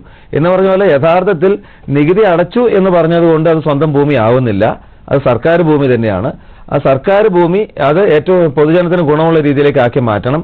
നികുതി അടയ്ക്കുകയാണെങ്കിലും ശരി, അല്ലെങ്കിൽ ശരി, ആ ഭൂമി സർക്കാർ ഏറ്റെടുത്തുകൊണ്ട് അതിന്റെ പ്രത്യേകിച്ച് ഇതുപോലെ തോടുകളും പുഴകളൊക്കെ ഉണ്ടെങ്കിൽ അതിന്റെ വഴിക്ക് ഒഴുകാനുള്ള ഒരു അവസരം ഒരുക്കി കൊടുക്കേണ്ടത് സർക്കാരിന്റെ കടമയാണ്. അപ്പൊ അതിനു വേണ്ടിയിട്ടായിരിക്കും നമ്മുടെ മൂവ്മെന്റ്. സാറേ, അതെ, ആ തോട് ഇപ്പൊ ആ ഭൂമി ഇപ്പൊ വേറെ ആളുടെ പേരിലേക്കായി. അപ്പൊ അങ്ങനെ എന്തെങ്കിലും നമുക്ക് ചെയ്യാൻ പറ്റുമോ ഇതിനെതിരായിട്ട്? എസംപുരം പഞ്ചായത്താണ് ഞങ്ങളുടെ പഞ്ചായത്ത്. അതെ, ഇപ്പൊ എന്തായി മാറിയത്? അത് വേറെ ആളുടെ പേരിലേക്കായി. അതെ, അതാണ് ഇവർ ചെയ്യുന്ന കള്ളക്കളി എന്ന് പറയുന്ന സാധനം. ആദ്യമേ മാറ്റാം. അപ്പൊ പുതുതായിട്ട് വാങ്ങിച്ച ആളിതിന്റെ ദുഃഖം അനുഭവിക്കേണ്ടി വരും. അത് വേറെ മാർഗമൊന്നുമില്ല, വാങ്ങിച്ച ആൾ അനുഭവിക്കാന്നുള്ളതേ ഉള്ളൂ. അതെ, നമുക്ക് തീർച്ചയായും തുറന്നു കിട്ടുമല്ലേ? അത് കിട്ടുന്നത് വരെ നിങ്ങൾ അതിനുവേണ്ടി ശക്തമായിട്ട് നിങ്ങൾ മുന്നിൽ നിൽക്കണം. അതിന് രാഷ്ട്രീയം ഒന്നും നോക്കരുത്, കക്ഷി രാഷ്ട്രീയം നോക്കരുത്, ജാതി മതം നോക്കരുത്. ആ ലോകത്ത് നമ്മൾ ജീവിക്കുകയാണെങ്കിൽ പോലും ഇതൊന്നുമില്ലാതെ സമൂഹത്തിന് ഒറ്റക്കണം. അല്ലെങ്കിൽ ഗുരുതരമായ ആരോഗ്യ പ്രശ്നങ്ങളും പരിസ്ഥിതി പ്രശ്നങ്ങളും ദുരന്തങ്ങളും എല്ലാം നിങ്ങൾ തന്നെ അത് വാങ്ങിച്ച് കെട്ടേണ്ടി വരും. ആ ഭാഗത്ത് എന്തൊക്കെ ചെയ്യാൻ പറ്റുക എന്നുള്ള കാര്യം പിന്നീട് നിങ്ങൾ കോൺടാക്ട് ചെയ്യണമെങ്കിൽ അതിന് വേണ്ട സഹായ സഹകരണങ്ങളെല്ലാം നമ്മുടെ ഭാഗത്തു നിന്നൊക്കെ ചെയ്തു തരാം. Okay, thank you. വിളിച്ചതിന് വളരെ നന്ദി സാർ. ഈ പറയുന്നത് പോലെ ഇവര് പലപ്പോഴും പഞ്ചായത്തിൽ ചെന്നിട്ട് ഒരു ശരിയായ രീതിയിൽ അതിന് മുന്നോട്ട് പോകുന്നില്ല എന്ന് തോന്നുമ്പോഴുള്ളൊരു വിഷമം എല്ലാവർക്കും ഉണ്ടെന്ന് തോന്നുന്നു. അപ്പൊ പഞ്ചായത്തിന് ഇതിൽ വലിയൊരു സ്ഥാനമില്ലേ ഈ പറയുന്ന പ്രദേശത്തിലെ സ്വന്തം പ്രദേശത്തിലുള്ള ജനങ്ങളുടെ ജീവിതശൈലിയിലും പഞ്ചായത്തിന് ഒരു വലിയ ഭാഗമില്ലേ? പഞ്ചായത്താണ് യഥാർത്ഥത്തിൽ ഇതൊക്കെ ഈ മറ്റേ രേഖാമൂലമുള്ള കാര്യങ്ങളൊക്കെ ശരിക്കും ചെയ്യേണ്ടത്. അപ്പൊ പഴയ രേഖകളൊക്കെ ഒക്കെ മാറ്റിമറിച്ചുകൊണ്ട് പിന്നെ അതിന്റെ രാഷ്ട്രീയ സ്വാധീനമാണോ പണം കൊണ്ടാണോ എന്ന് അറിയുന്നില്ല. ഇത് എല്ലാ സ്ഥലത്തും ഉണ്ട്. ഇത് സർവ്വവ്യാപകമായിട്ട് അഴിമതി നിറഞ്ഞു നിൽക്കുകയാണ്. ശരിക്കും സമൂഹം മുഴുവൻ നിറഞ്ഞു നിൽക്കുകയാണ്. ശരിക്കും അതിനെതിരെ നമ്മൾ തന്നെ ഓരോരുത്തരും രംഗത്തിറങ്ങണം. ഞാൻ അഴിമതിക്കാരനല്ല എന്നൊരു ബോർഡ് എല്ലാ പഞ്ചായത്ത് ഓഫീസിലും എന്തിന് ജില്ലാ കളക്ടറും SP ഓഫീസ് മുതൽ നമ്മുടെ മുഖ്യമന്ത്രി ഉൾപ്പെടെ എല്ലാ ഓഫീസിലും വെക്കാനായിട്ട് സ്വയം തയ്യാറായി കഴിഞ്ഞാൽ തന്നെ ഈ പ്രശ്നം ഏറെക്കുറെ തീരുന്നതാണ് നമുക്ക് തോന്നുന്നത്. അതിന് ചെറുപ്പക്കാർ രംഗത്ത് ഇറങ്ങണം. അതാത് പ്രദേശത്ത് പഞ്ചായത്ത് ഓഫീസിലും വില്ലേജ് ഓഫീസിലും പോവുക. ഞാൻ അഴിമതിക്കാരനെന്നുള്ള ബോർഡ് നല്ല മരക്കഷ്ണത്തിൽ എഴുതിയിട്ട് പെർമനന്റ് ആയിട്ട് ഓരോ ടേബിളിനും ഇവിടെ കൊണ്ടുവന്ന് വെക്കുക. അപ്പൊ വെക്കുന്ന ആളുകൾ ചിലപ്പോൾ അഴിമതിക്കാരനാവണമെന്ന് ഒരു നിർബന്ധമില്ല. അപ്പൊ അയാൾക്ക് തോന്നുന്നു ഞാൻ അഴിമതിക്കാരനാണ് കാണുമ്പോൾ തന്നെ അയാൾക്കൊരു സന്തോഷത്തോടെ ഇരിക്കാൻ പറ്റും. ഇനി അഴിമതി ചെയ്യുന്നവനാണെങ്കിൽ ഇനി ചെയ്യാൻ പറ്റില്ലല്ലോ എന്നോർത്ത് നല്ല കാര്യം ചെയ്യേണ്ടതായിട്ട് വരും. അങ്ങനെ നമുക്ക് നല്ലൊരു മാറ്റം നമുക്ക് സമൂഹത്തിൽ കൊണ്ടുവരണം. അത് നമ്മളെല്ലാവരും ഒന്നിച്ച് സംഘടിച്ച് നമുക്കത് ചെയ്യാതെ സമൂഹം മാറേണ്ടത് നമ്മൾ ഓരോരുത്തരുടെ ആവശ്യമാണ്. അല്ലെങ്കിൽ നമ്മുടെ കെയർ ഓഫിൽ വേറെ ഇനി വരും നമ്മുടെ മക്കളെല്ലാം ശരിക്കും ദുരന്തങ്ങൾ അനുഭവിക്കേണ്ടതായിട്ട് വരും. അതിന് നമുക്ക് സർക്കാർ ഉദ്യോഗസ്ഥരെ വ്യക്തിപരമായിട്ട് ആക്ഷേപിക്കല്ല അതിന്റെ ഉദ്ദേശം. സാമൂഹ്യ പുരോഗതിയാണ് നമ്മുടെ ലക്ഷ്യം. സമാധാനത്തോടെ ജീവിക്കുക എന്നുള്ളത്. നമുക്ക് മറ്റൊരു കോൾ ഉണ്ട്. ഹലോ സമൂഹത്തിലേക്ക് സ്വാഗതം. ആരാണ്? ഷീബയാണ്. പറഞ്ഞോളൂ മാഡം. ഹലോ. പറഞ്ഞോളൂ ചേച്ചി. സാറേ, എന്റെ പേര് ഷീബ എന്നാണ്. ഞാൻ കൊച്ചിയിൽ നിന്നാണ് വിളിക്കുന്നത്. ഞങ്ങളുടെ അടുത്ത വീട്ടില് പശുക്കളെ വളർത്തുന്നുണ്ട്. 7-8 പശുക്കളെ വളർത്തുന്നുണ്ട്. അതിന്റെ കുഞ്ഞുങ്ങളും ഉണ്ട്. ഞങ്ങൾക്ക് അതുകൊണ്ട് വളരെയധികം ബുദ്ധിമുട്ടുണ്ട്. ഞങ്ങളുടെ വിസിറ്റിംഗ് റൂമും ഈ പശുത്തൊഴുത്തും തമ്മിൽ ഒരു 3 മീറ്റർ ഡിസ്റ്റൻസേ ഉള്ളൂ. ഞങ്ങൾക്ക് ഫുഡ് കഴിക്കാനും എല്ലാം വളരെ ബുദ്ധിമുട്ടാണ്. ഞങ്ങൾ നേരം വെളുത്താലും മൊത്തം അടച്ചിട്ടാണ് ഇരിക്കുന്നത്, ജനലും വാതിലും എല്ലാം. അവര് ഇതിന് ചാണകമെല്ലാം സ്റ്റോർ ചെയ്യലും എല്ലാം ഉണ്ട്. ഇവിടെ ആഴ്ചയിൽ ഒരു ദിവസം അല്ലെങ്കിൽ 1.5 ആഴ്ചയൊക്കെ കൂടുമ്പോ ഇതില് ചാണകം എടുക്കാനും വരുന്നുണ്ട്. ആ എടുക്കുന്ന ദിവസമാണെങ്കിൽ നമുക്കൊന്നും ഫുഡ് കഴിക്കാൻ പറ്റില്ല. ഞങ്ങൾ കോർപ്പറേഷനിൽ പല പ്രാവശ്യം കംപ്ലൈന്റ് ചെയ്തു. ഞങ്ങൾക്ക് തൊട്ടടുത്തുള്ള വീട്ടുകാർക്കെല്ലാം ഇതിന്റെ ബുദ്ധിമുട്ടുണ്ടെങ്കിലും ഞങ്ങൾക്കാണ് കൂടുതൽ ഇതുകൊണ്ടുള്ള ബുദ്ധിമുട്ടുള്ളത്. ഞങ്ങൾ ഹെൽത്തിലും ഇതിനെപ്പറ്റി കംപ്ലൈന്റ് ചെയ്തിട്ടുണ്ട്. കോർപ്പറേഷനിൽ ഇവിടെ അന്വേഷിക്കാൻ ആള് വന്നിരുന്നെങ്കിലും അവര് പറയണ ഹൈജീനിക് ആണ് പോലും. അവിടെ പോയി നോക്കിയിട്ട് ഹൈജീനിക് ആണെന്ന്. ഈ സ്മെല്ലെന്ന് പറയുന്ന സാധനം എപ്പോഴൊക്കെ വരും എന്ന് പറയാൻ പറ്റില്ലല്ലോ സാറേ. കാറ്റ് ഈ 10-13 കുഞ്ഞുങ്ങളും ഭക്ഷണം കഴിച്ചിട്ട് വരുന്നതും ചാണകം തന്നെയാണല്ലോ സാറേ. 7-8 വലിയ പശുക്കൾ ഉണ്ടെന്ന് കോർപ്പറേഷനിൽ നിന്ന് വന്ന ആള് സംസാരിച്ചു. ഞങ്ങൾക്ക് അയാളുമായിട്ട് നേരിട്ട് സംസാരിക്കാൻ പറ്റിയില്ല. ഇത് അന്വേഷിക്കാൻ വന്നു. ഞാൻ വീട്ടിലുണ്ടായില്ല. ഞാൻ ആ പുള്ളിക്കാരനോട് ചോദിച്ചു, സാറിന് എത്ര പ്രായമുണ്ട്? ഈ 7-8 പശുക്കളിൽ നിന്ന് വിസർജിക്കുന്ന സ്ഥലത്ത് 3 മീറ്ററിനുള്ളിൽ ഇരുന്നിട്ടാണ് ഞങ്ങൾ ഫുഡ് കഴിക്കുന്നത്. എന്നിട്ട് ആ സാറ് പറയുന്നത് ഹൈജീനിക് ആണെന്ന്. ഒരു LP സ്കൂളിൽ UKG പഠിക്കുന്ന കുട്ടി വന്നാൽ പോലും സ്മെല്ലാണെന്ന് പറയുന്നത്. നിങ്ങൾ എന്തിനാ വരുന്നത് സാറേ എന്ന് ചോദിച്ചു. ഒന്നും മിണ്ടിയതില്ല. ഞങ്ങൾ ഇനി എന്ത് നടപടിയാണ് സാറേ ചെയ്യേണ്ടത്? അതായത് നമുക്ക് തൊട്ടടുത്ത വീട്ടിൽ അവരുടെ ഒരു വരുമാന മാർഗം കൂടിയാണ് ഇത്. നമ്മൾ ആ ഒരു ആംഗിളിൽ നമുക്ക് നോക്കാം. നമ്മളെ സംബന്ധിച്ച് നമ്മളെ മാത്രമല്ല തൊട്ടടുത്ത അയൽ പ്രദേശങ്ങളിലെ എല്ലാ വീട്ടുകാർക്കും ഇതിന്റെ സ്മെല്ല് സഹിക്കാൻ പറ്റില്ല. ഇപ്പൊ ഞാനാണെങ്കിലും സഹിക്കാൻ പറ്റില്ല എന്ന് തന്നെ പറയും. പക്ഷെ നമുക്ക് അതിനകത്ത് ആലോചിക്കാവുന്ന ഒരു കാര്യം, പശുവിന്റെ ചാണകം എന്ന് പറയുന്നത് നല്ലൊരു ബയോഗ്യാസ് കൂടിയാണ്, ശരിയല്ലേ? അപ്പൊ ഈ ചാണകം വീഴുന്ന മാത്രം തന്നെ കുറച്ചുകൂടെ അവർ ഇൻവെസ്റ്റ് ചെയ്തോളൂ. വേണമെങ്കിൽ പഞ്ചായത്ത് അല്ലെങ്കിൽ മുനിസിപ്പാലിറ്റി, നിങ്ങളുടെ കോർപ്പറേഷൻ ഏരിയ ആണല്ലോ അല്ലേ? അപ്പൊ അവിടെ നിന്നൊക്കെ ശരിക്കും കുറച്ച് പൈസ മുടക്കി കഴിഞ്ഞാൽ ഇത്രയും നാട്ടുകാർക്ക് വേണ്ടിയിട്ട് നല്ലൊരു ബയോഗ്യാസ് പ്ലാന്റ് ആ വീട്ടിലേക്ക് പണിത് കൊടുക്കാൻ പറ്റും. കുറച്ചുകൂടെ വളരെ ഹൈജീനിക്, ഈ സ്മെല്ലൊന്നും വെളിയിൽ വരാത്ത രീതിക്ക്. ഈ ഗ്യാസ് മുഴുവൻ ശരിക്കും വലിയൊരു ഊർജ്ജമാണ്. ഈ ഗ്യാസ് പറയുന്നത് നമ്മൾ ചെയ്തിട്ടുണ്ട് സാറേ. അവര് തന്നെ ഇതൊരു കാഴ്ചവസ്തുവായിട്ട് ചെയ്തിട്ടുണ്ട്. അല്ല, കാഴ്ചവസ്തുവായിട്ടല്ല, പ്രാക്ടിക്കലാക്കി അത് മാറ്റണം. പ്രാക്ടിക്കലാക്കി മാറ്റണം. അല്ലെങ്കിൽ തന്നെ ഡെയിലി അതിന് ഡിസ്പോസ് ചെയ്യാനുള്ള സംവിധാനം അത് കോർപ്പറേഷൻ ഒരുക്കി കൊടുക്കണം. അത് കോർപ്പറേഷന്റെ ഉത്തരവാദിത്തമാണ്. അത് കോർപ്പറേഷനെ കൊണ്ട് നിങ്ങളത് ചെയ്യിക്കണം. അവിടുത്തെ അത് വീണ്ടും നേരത്തെ പറഞ്ഞ പോലെ നിങ്ങളുടെ മറ്റേ കൗൺസിലറെ വിളിക്കൂ. സംസാരിക്കൂ, അവരെ ഇരുത്തി സംസാരിക്കൂ. ഈ പറഞ്ഞ ഉദ്യോഗസ്ഥരും വേണം അതിനകത്ത്, HIമാരെല്ലാം വേണം, ഹൈജീനിക് ആയിരിക്കാം. പക്ഷെ നമുക്ക് കുറച്ച് പിന്നെ എല്ലാം നമുക്ക് വേണ്ട, അടുത്ത വീട്ടിൽ നിന്ന് ഒരു സാധനവും വേണ്ടെന്ന് നമുക്ക് പറയുന്നതിനോട് എനിക്ക് അങ്ങനെ പൂർണ്ണമായിട്ട് യോജിപ്പില്ല. എങ്കിൽ പോലും അടുത്ത വീട്ടിലെ ഒരു മരം നമ്മുടെ വീട്ടിലേക്ക് ഒരു വന്നു കഴിഞ്ഞാൽ അത് നമ്മൾ അതിർത്തി വെച്ചിട്ട് അതിനെ വെട്ടിമുറിച്ച് കളയാന്ന് പറയുന്നത് പോലെയാണത്. അങ്ങനെ വേണ്ട, കാറ്റിലാകുമ്പോൾ ഇതൊക്കെ പ്രശ്നമുണ്ടാവും. പക്ഷെ പരിഹാരം നമ്മൾ തീർച്ചയായിട്ടും ആഗ്രഹിക്കുന്നില്ല. കാലങ്ങളോളം ഇങ്ങനെ സ്മെല്ല് എടുത്ത് നമുക്ക് ഇരിക്കാൻ പറ്റില്ല. അതുകൊണ്ട് ഒരു നേരം ഫുഡ് കഴിക്കാൻ പറ്റുന്നില്ല. ശരി, അപ്പൊ നമുക്കത് ഇങ്ങനെ ചെയ്യാം. അതായത് ഒന്ന്, നമുക്ക് അവരുടെ കുറച്ചുകൂടെ ഈ മാലിന്യം വരുന്ന സമയത്ത് നേരം വെളുക്കുന്നതിന് മുമ്പ് തന്നെ മാലിന്യം നിർമ്മാർജ്ജനം ചെയ്യാൻ വേണ്ടിയുള്ള ഒരു ശരിക്കും ഒരു എഗ്രിമെന്റ് ഇട്ട് തന്നെ ചെയ്യാം. അല്ലെങ്കിൽ ഇവര് മറ്റൊരു സ്ഥലത്ത് അതിനെ തൊഴുത്ത് മാറ്റി കെട്ടിയിട്ട് ചെയ്യാൻ വേണ്ടിയുള്ള ഒരു കാര്യങ്ങൾ ആലോചിക്കുക. അല്ലെങ്കിൽ അവർക്ക് മറ്റ് ജീവിത മാർഗങ്ങൾ എത്തിച്ചു കൊടുക്കാൻ വേണ്ടിയിട്ടുള്ള പരിഹാരം നിങ്ങളുടെ ഭരണസമിതി എല്ലാം കൂടെ കൂടിയിരുന്ന് തീരുമാനിക്കട്ടെ. ആർക്കാരും വരുമാനമാണ് പ്രധാനമെങ്കിൽ അങ്ങനെ ചെയ്യട്ടെ, അങ്ങനെ ചെയ്യാം. വിളിച്ചതിന് വളരെ നന്ദി സാർ. ഇപ്പൊ പറഞ്ഞതുപോലെ തന്നെ അടുത്ത വീട്ടിൽ നിന്നുള്ളൊരു ചാണകത്തിന്റെ മണം നമുക്ക് സഹിക്കാൻ പറ്റാത്തൊരവസ്ഥയിലേക്ക് നമ്മുടെ ജീവിതശൈലി മാറിക്കൊണ്ടിരിക്കുകയാണ്. നഗരസഭ അല്ലെങ്കിൽ കോർപ്പറേഷൻ ഏരിയകളിൽ ഇപ്പൊ ആർക്കും ഒരു പശുവിനെ, ഒരു പൂച്ചയെ, ഒരു പട്ടിയെ വളർത്താൻ അയൽപ്പക്കക്കാരുടെ ഒരു അനുവാദം കൂടെ വേണ്ടി വന്നിരിക്കുന്നത്. അതുകൊണ്ട് പലരും മടിച്ചു നിൽക്കുന്നവരോട്. അപ്പൊ അവരോട് സാറിന് എന്താണ് പറയാനുള്ളത്? ഒന്ന്, കുറച്ച് സഹകരണ മനോഭാവമൊക്കെ അങ്ങോട്ടും ഇങ്ങോട്ടൊക്കെ ഉള്ളത് നല്ലതാണ്. അടുത്ത വീട്ടിലെ പട്ടിയും പൂച്ചയും ഉള്ളത് പോലെ നമ്മുടെ വീട്ടിലും പട്ടിയും പൂച്ചയുണ്ട്. അത് അടുത്തതാകുന്ന സമയത്ത് എൻ്റെ അല്ല എന്നുള്ള തോന്നൽ കൊണ്ടാണ് ഈ പ്രശ്നം മുഴുവൻ വരുന്നത്. എൻ്റെ ആണ് എന്നുള്ളൊരു തോന്നൽ നമ്മുടെ നാട്ടുമ്പുറം നഷ്ടപ്പെട്ടു. അത് തിരിച്ചു കൊണ്ടുവരാൻ വേണ്ടിയിട്ട് വല്ല വിശേഷമൊക്കെ ഉണ്ടെങ്കിൽ അവരൊക്കെ ഇങ്ങോട്ട് വിളിക്കാം, അല്ലെങ്കിൽ നമുക്ക് അങ്ങോട്ട് പോകാം. അവർ വിളിച്ചില്ലെങ്കിൽ അങ്ങോട്ട് പോകാമെന്നുള്ളതാണ്. അങ്ങനെയൊക്കെ ഞാൻ ചെയ്യാറുണ്ട്. അപ്പം നമുക്ക് ആ ഒരു പരസ്പര ബന്ധവും വിശ്വാസവും നമുക്ക് തൊട്ട് അയൽവാസികളായിട്ടൊക്കെ ഒന്നുകൂടെ ഊട്ടി ഉറപ്പിച്ചു കഴിഞ്ഞാൽ കുറേ പ്രശ്നങ്ങൾ തീരും. പിന്നെ മറ്റൊന്ന് വെച്ചാൽ നമുക്ക് ഈ ഭരണസമിതികൾക്കും ഈ പഞ്ചായത്തുകൾക്കും മുനിസിപ്പാലിറ്റികൾക്കൊക്കെ കൃത്യമായിട്ട് ഈ കാര്യങ്ങളെല്ലാം ഇടപെടാനായിട്ട് കഴിയും. ഈ മാലിന്യമൊക്കെ വന്ന് ജനങ്ങൾ തമ്മിലടിക്കുന്ന സ്റ്റേജിലേക്ക് ആക്കിയതിന് ശേഷം പരിഹാരം കാണുന്നത് അത്ര ഒരു നല്ലൊരു കാര്യമല്ല. അത് നമുക്ക് രാഷ്ട്രീയ നേതൃത്വമൊക്കെ ശരിക്കും അതിന് മുഖവിലയെടുത്ത് ചെയ്യേണ്ട ഒരു കാര്യമാണ്. അപ്പം ചുറ്റുവട്ടം നഗരസഭയിൽ കഴിഞ്ഞ 6 വർഷം മുമ്പ് ഈ മാലിന്യ നിർമ്മാർജ്ജനത്തിന് വേണ്ടിയിട്ടുള്ള പദ്ധതി വിഭാവനം ചെയ്ത് സീറോ വേസ്റ്റ് മുനിസിപ്പാലിറ്റിയൊക്കെ എഴുതി കൊടുത്തതിൽപ്പെട്ട ഒരു വ്യക്തി കൂടിയാണ് ഞാനിന്നത്തെ ഒരു ആപ്ലിക്കേഷൻ കൊടുത്തിട്ട് ഒരു ബയോഗ്യാസ് പ്ലാന്റ് ഇന്ന് വരെ നമുക്ക് അനുവദിച്ച് കിട്ടിയിട്ടില്ല. അപ്പൊ അതിനകത്ത് നേരത്തെ പറഞ്ഞ പോലെ അഴിമതിയുടെ എന്തൊക്കെയോ സാധനം ഉണ്ടെന്നുള്ളതാണ് ചർച്ച അവിടെ നടന്നുകൊണ്ടിരിക്കുന്നത്. അതുകൊണ്ട് ഒരു ഭരണസമിതി അവിടെ കഴിഞ്ഞു. ഒരേ ഭരണസമിതി തന്നെയാണ് കാലങ്ങളായിട്ട് ഭരിക്കുന്നത്.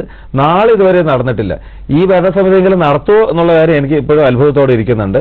അപ്പം ഭരണസമിതികൾ ഇടപെട്ടാൽ ഈ പ്രശ്നങ്ങളെല്ലാം പരിഹരിക്കാനായിട്ട് പറ്റും. അതിനുവേണ്ടിയുള്ള സഹകരണം നാട്ടുകാർ കൊടുക്കണം. അതുപോലെ എല്ലാം എനിക്കൊന്നും വേണ്ടെന്ന് പറഞ്ഞാൽ എല്ലാവരും വേറിട്ട് മാറ്റി വെക്കുന്ന ആ ഒരു അർത്ഥമുറിച്ച് ഉള്ള ഒരു ഒഴിവാക്കൽ അത്ര നല്ലതല്ല. പിന്നെ ചെറിയ അഡ്ജസ്റ്റ്മെന്റിലൊക്കെ നമുക്ക് പോവാം. പിന്നെ സമൂഹവും നമ്മുടെ ഭരണസമിതിയും പിന്നെ നമ്മൾ ഓരോ വ്യക്തികളും അതിനുവേണ്ടിയുള്ള കുറെ നല്ല ചിന്തകളായിട്ടൊക്കെ മുന്നോട്ട് പോകണം. അതുപോലെ നമ്മൾ നേരത്തെ പ്ലാച്ചിമടയിൽ പറഞ്ഞതുപോലെ പ്ലാച്ചിമടയിൽ ജനങ്ങളുടെ കൂട്ടായ്മയാണ് അവിടെ ഫോക്കസ് ചെയ്യുന്നത്. അപ്പോൾ ആളുകൾ തമ്മിലുള്ള വ്യക്തിവിരോധങ്ങളൊക്കെ എന്തൊക്കെ ഉണ്ടെങ്കിലും ഈ സാമൂഹ്യ പുരോഗതിക്ക് വേണ്ടിയിട്ട് നല്ല സംശുദ്ധമായിട്ടുള്ള ആരോഗ്യത്തിനും അതുപോലെ ഈ പരിസര സംരക്ഷണവും ശുചിത്വത്തിനും വേണ്ടിയിട്ടുള്ള ഒരു കൂട്ടായ്മ നമ്മളവിടെ ആദ്യം ചെയ്തത്. ജനങ്ങൾ സംഘടിക്കുന്നു, അതോടൊപ്പം മാലിന്യ നിർമ്മാർജ്ജനം പതുക്കെ നടക്കുന്നു, ആളുകളെല്ലാം അങ്ങോട്ടും ഇങ്ങോട്ട് പോയി വരുന്നു, ജാതിമതം കക്ഷിരാഷ്ട്രത്തിന് അതീതമായിട്ട് പോയി വരുന്നു. അതോടൊപ്പം ഇവർക്ക് വേണ്ടിയിട്ടുള്ള ശുദ്ധമായിട്ടുള്ള വെള്ളം കിട്ടാനുള്ള മാർഗങ്ങൾ വരുന്നു. മണ്ണിന്റെ ഫലപുഷ്ടത മെച്ചപ്പെടുത്താൻ വേണ്ടിയിട്ടുള്ള ജൈവ രീതിക്കുള്ള ഇതും ഓർഗാനിക് കൃഷി രീതികൾ കൊണ്ടുവരുന്നു. അപ്പോൾ മണ്ണിന്റെയും വെള്ളത്തിന്റെയും അതുപോലെ തന്നെ കൃഷിയുടെയും മനുഷ്യന്റെ ആരോഗ്യത്തിന്റെയും സമൂഹ ആരോഗ്യത്തിന്റെയും ലക്ഷ്യം വെച്ചുകൊണ്ടാണ് നമ്മൾ വർക്ക് ചെയ്തുകൊണ്ടിരിക്കുന്നത്. വളരെ നല്ല രീതിയിൽ പ്രോഗ്രസ് ചെയ്തുകൊണ്ടിരിക്കുന്നത്. നമുക്ക് മറ്റു പല സ്ഥലങ്ങളും നമുക്കത് മാതൃകയാക്കാൻ തോന്നുന്നുണ്ട്. ഗവൺമെന്റ് അത് പഠിക്കണം എന്നൊരു തോന്നല് നമുക്ക് വരണം. നല്ലൊരു കൂട്ടായ്മ, നല്ലൊരു നേതാവിനെയാണ് നമുക്ക് അപ്പോൾ ആവശ്യം. ഈ ഉള്ള കാര്യങ്ങൾക്കെല്ലാം അത് തന്നെയാണ് ഏറ്റവും വലിയ ആവശ്യം. തീർച്ചയായിട്ടും. ചിലപ്പോൾ ഇത്രയും സമയം നമുക്ക് വേണ്ടി ചെലവഴിച്ചതിലും ഇത്രയും കാര്യങ്ങൾ നമുക്ക് വേണ്ടി പങ്കുവച്ചതിലും ഒരുപാട് നന്ദിയുണ്ട്. സാമൂഹ്യ പാഠത്തിന്റെ ഇന്നത്തെ എപ്പിസോഡ് ഇവിടെ വൈൻഡപ്പ് ചെയ്യുകയാണ്. നമസ്കാരം.